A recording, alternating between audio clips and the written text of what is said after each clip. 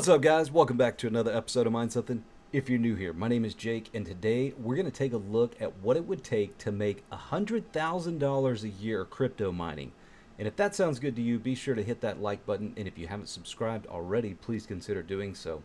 So there's a lot of different strategies out there, but today we're going to focus on the fastest way to do that, and that, of course, is with ASICs. Now, GPU and CPU mining can be very lucrative, but that's typically for the mine and hodl strategy, and that requires a lot of research, timing, and luck. In this example, we're going to focus on mining and selling every day and running this like any other business as opposed to the hobbyist approach. Nonetheless, this is something that can be accomplished at home depending on your specific circumstances.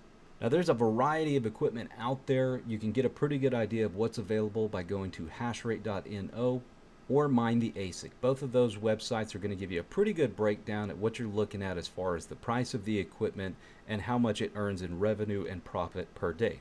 Now, I have taken the liberty of choosing 6 specific ASICs that I think would help us accomplish this based on market conditions as they are right at this particular moment. And one thing to keep in mind is all of this information is subject to change on a daily basis. So depending on when you're watching this video may determine a lot of details have changed. Now, we've got a Antminer X16Q, we've got an Ice River KS5M, we've got the Gold Shell AL box, Antminer X16P, a KS5, and the DG1. I've chosen these specific examples because we have a variety of different coins to mine, but in some specific cases, these details may change very quickly. For example, the Gold Shell AL box right now is extremely profitable, low power, and low upfront cost. However, we do expect that Bitmain will release a larger ASIC that will potentially diminish the returns of this very quickly. But this is the information that we have to go off of today, so let's jump to it. Now, you'll notice I have a column here for quantity, watts used per unit, continuous power used, the total kilowatt hours used per day, and then we have our kilowatt hour price. Now, each one of these categories is already adjusted on a color scale to indicate what is the best performer in that particular category. So, for example, the AL box only using 180 watts is going to be the easiest on your power bill. However, you do need to consider how many of each units you need. So in this case, even though the AL box is still coming in first place here on continuous power, we do have the KS5M. Although it uses 3,400 watts, we only need 4 of those units, and that isn't as bad as having 54 X16Qs as far as how much power we're using continuously. Now, coming in first place, we've got the Gold Shell AL box at only 34 kilowatt hours per day if we had 8 of them. Coming in second place, we've got the Bitmain KS5 at 226 kilowatt hours a day, and coming in third, we have the Ice River KS5M.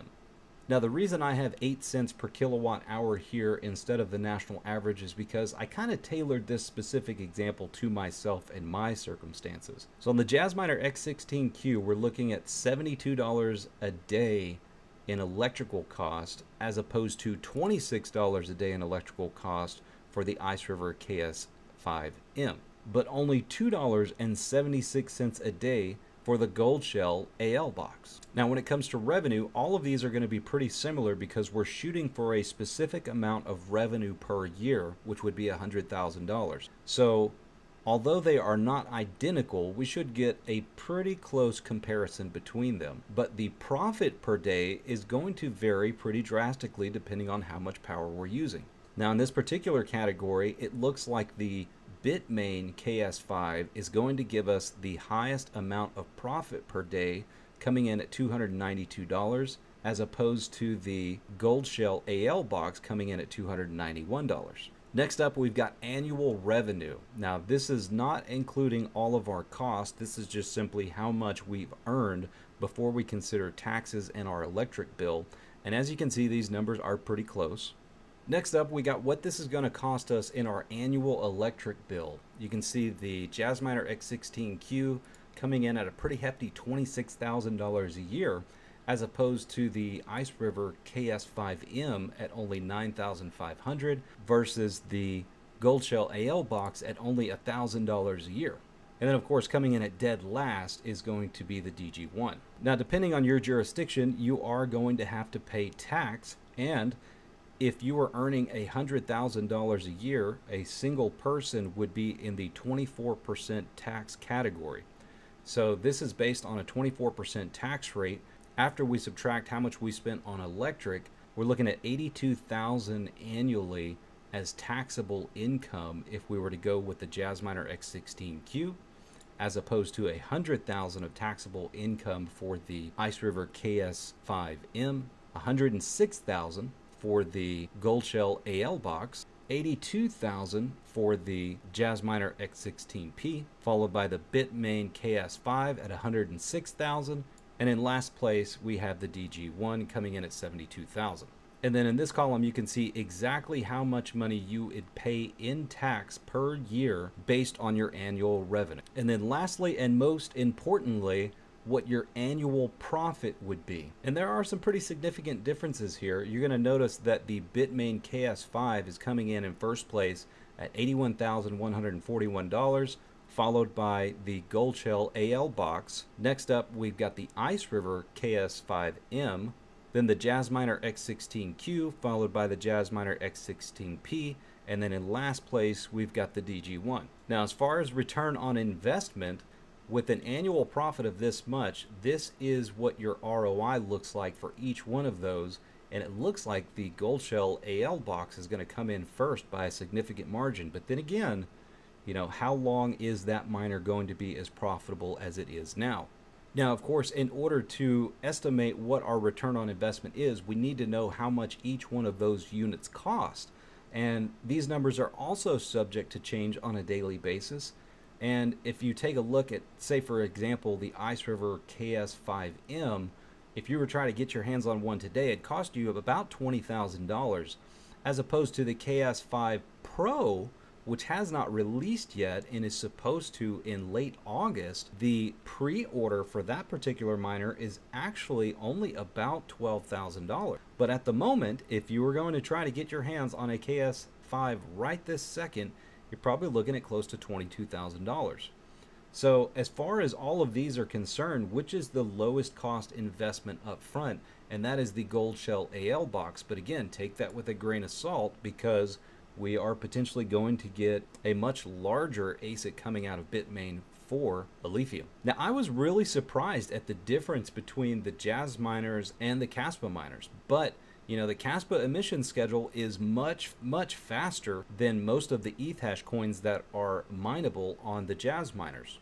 Now, I took this one step further, because I think if you're going to go to this extent and try and make this much money and spend this much money, you probably want to offset some of your electrical cost with something like solar. And I want you to consider these figures best case scenario. Now, if you guys aren't familiar with my how to install your own solar videos, I'll leave a link to that down in the description below. But one of the ways that I'm able to do this so inexpensively is by using a company called Santan Solar. They have a variety of different solar panels, some new, some used. And in my particular case, what I went with was the Snail Trail Santan 250 watt solar panels, which are only $40 a piece. Now, of course, there is shipping involved depending on how many you purchase and whether or not they're running any specials. Typically, if you spend over $2,000, you get shipping for free. Now, that particular 250 watt solar panel on a good day is probably not going to get you more than 200 watts. So we're using this specific solar panel as an example. In order to produce 100% of the power that is used by a Antminer X16Q continuously for 1 hour, you would need 189 of those 250 watt solar panels. That would cost you about $7,560. And then depending on which inverter you go with, which I would recommend the GrowWatt 7600 ML, you would need 5 of those, and that would cost you roughly about $5,000. I also have a category here for miscellaneous parts, which is roughly about 10% of the total cost between the inverters and the panels, and that's going to cover things like your wire, your connectors, and In my specific case, I don't necessarily have to go all out on my mounting hardware because I have a big metal shop and I have a way of mounting these without spending too much, but that is something you want to take into consideration. And so, for example, if I were going to get all Jazzminer X16Qs, I would spend roughly about $13,290 on my solar panel. And I would spend much, much more if I were going to go with the DG1s. Here in this column, we have a total savings per day. So we'd be saving roughly about $18 a day if I had 189 of these particular solar panels, and so on. And then the last column here, we have our total annual saving. Now, of course, we are spending a lot more money in electric bill depending on which miners that we are going with, but this would tell us how much money we would be saving per year if we were to purchase a specific amount of solar panels in order to offset some of that usage. And again, these figures are based on 8 cents per kilowatt hour. Now, there are a lot of other variables to consider. Say, for example, your infrastructure. What type of electrical panel do you have, and is it going to support the amount of power that's needed? Also, your cooling situation. So we're just taking the basics, and this is kind of a best case scenario, which I personally have and considering doing.